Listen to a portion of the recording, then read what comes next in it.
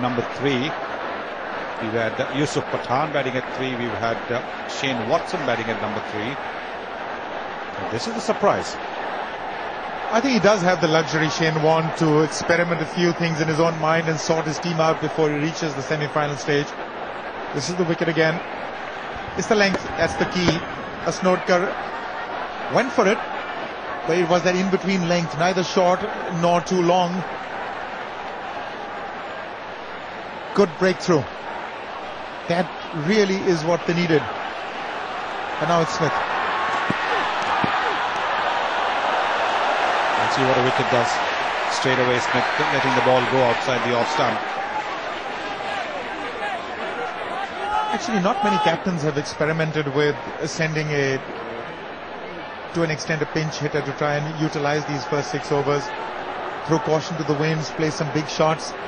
This is the first real endeavor to do so, and he's obviously experimenting a little bit with that batting order of his to actually find whether things like that work or not.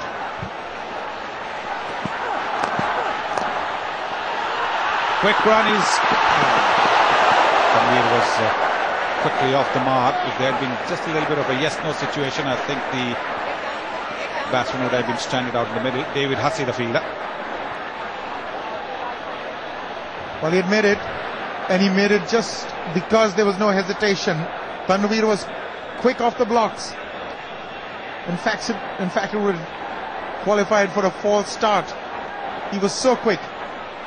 Had Smith had different ideas, it could have spelled disaster.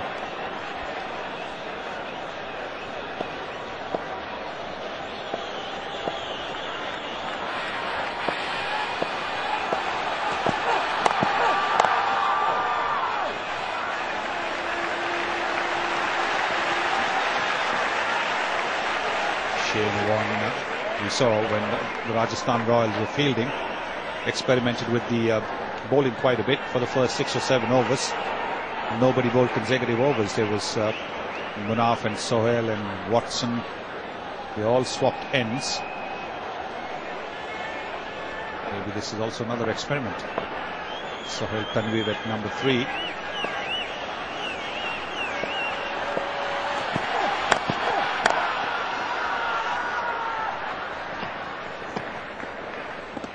Well, we know that Sohail Tanvir can hit a long ball. He's done that in the past. It's a clean striker, and he likes to strike it straight down the ground. Just you'll have to give him a couple of deliveries to get used to it, and I'm sure that's the reason why he's been sent.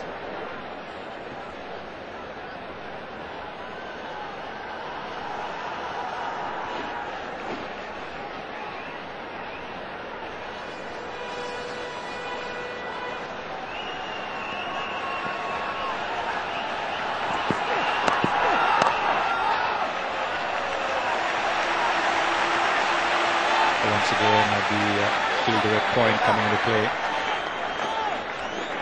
So this is good stuff from Ashok Dinda. He seems to have learned from that first over when he banged the ball in short. Now he's bowling much fuller length, giving the ball the chance to swing a bit.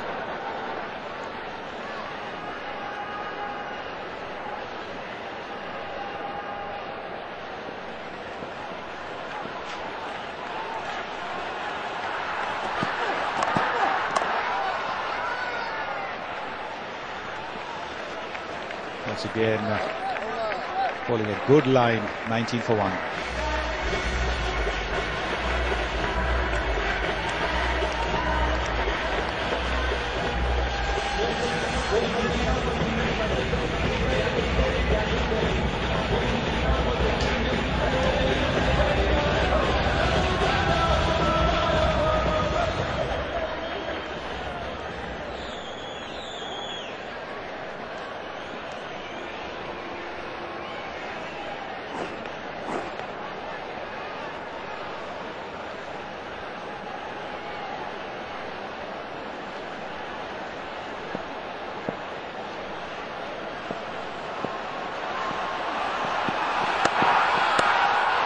Oh, that's beautifully played. Just using the pace of that delivery. That's why he's so dangerous. He doesn't need to take too many risks to get a move on. Well, Ishan Sharma just trying to correct himself. The previous over he bowled at Graham Smith's pads and had been eased away for a boundary. And now he's trying to compensate for that by bowling a little wide of the off stump. But he's given him just enough room to late cut the ball for a boundary. That's what this game can do to you.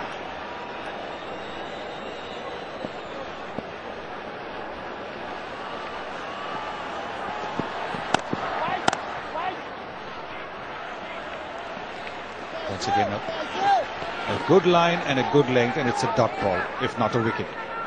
Well, this is the best part about this young man. He's such a quick learner, Ishan Sharma. We saw that in Australia, how quickly he learned. When he went to Australia, he had just the one delivery, really, the one that came into the right-hander. But midway through the third test, he was getting the ball to straighten up. He was getting the ball to leave the right-hander, and that spell that he bowled to Ricky Ponting, what a spell that was. Well, that is good cricket. Brilliant cricket. Good pick up and throw. Smith racing, maybe just ahead of Hafiz's throw. That is brilliant cricket. Maybe not. Maybe not so brilliant. Well, you can see he was lumbering, wasn't he? He was lumbering from the batting end to the bowler's end. And everybody in the Kolkata Knight Riders dugout have their hands up. Well, when things are not going well for you, well, they don't go well for you.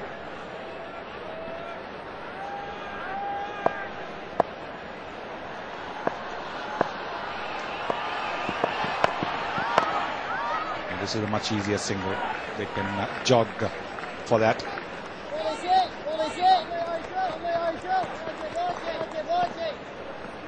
Well, we've got Michael Buchanan with us. He's here as a conditioning expert. Michael, are you enjoying it? I am very much so. I am very much so. And how do you find the Knight Riders? Are they really up to it? Yeah, they are. The guys have been great, right down from our youngest guy, City Call, to our oldest, Surab. They've all been very enthusiastic and a pleasure to train. So what's the fitness levels like? Are you happy? Yeah, I guess it's obviously the first year of the franchise, and we've got guys coming in at different stages of their careers, and in different stages. Some people coming out of series, some are going into series. So it was basically about just getting them right for the first game, and then maintaining their fitness and recovery so they can play the whole tournament. Who was that behind you, tugging at you? Couldn't be your father. No, it wouldn't be. I don't think he's our father. It was Akash Chopra. But have you learned a lot from your father? I have. He's been great. Come on. Yeah, we'll come back to you. Okay. A single and he'll keep strike there. So it's 26 for 1 after 4.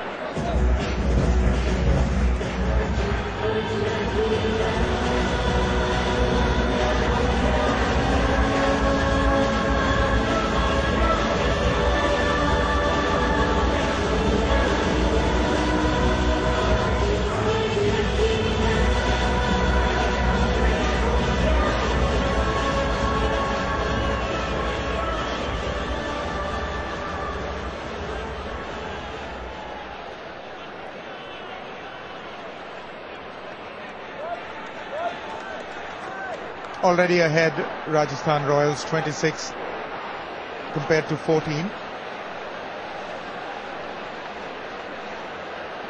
Well, Michael, you're playing for Queensland, I'm told, in the one-dayers. So when did you find time to do all this and get your degrees? Mainly through the off-season, but I think it's always important, especially during the season in Australia, when you're not necessarily in the top side full time, to have something else to occupy your time rather than just cricket.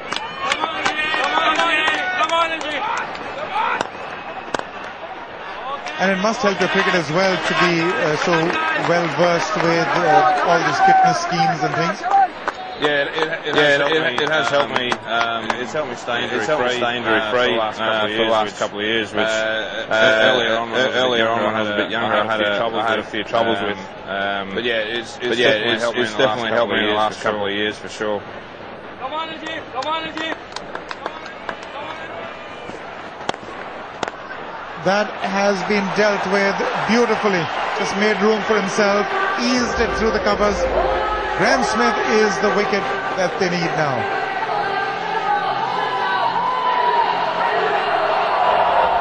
Yes, because he's also man in form. Batted very well for the Rajasthan Royals in their previous game, unbeaten on 79.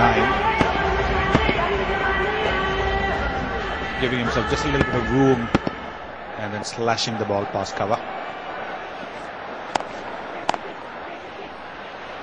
It's clever cricket. He is, I'm told, the #1 ODI batsman of the world today, Graham Smith.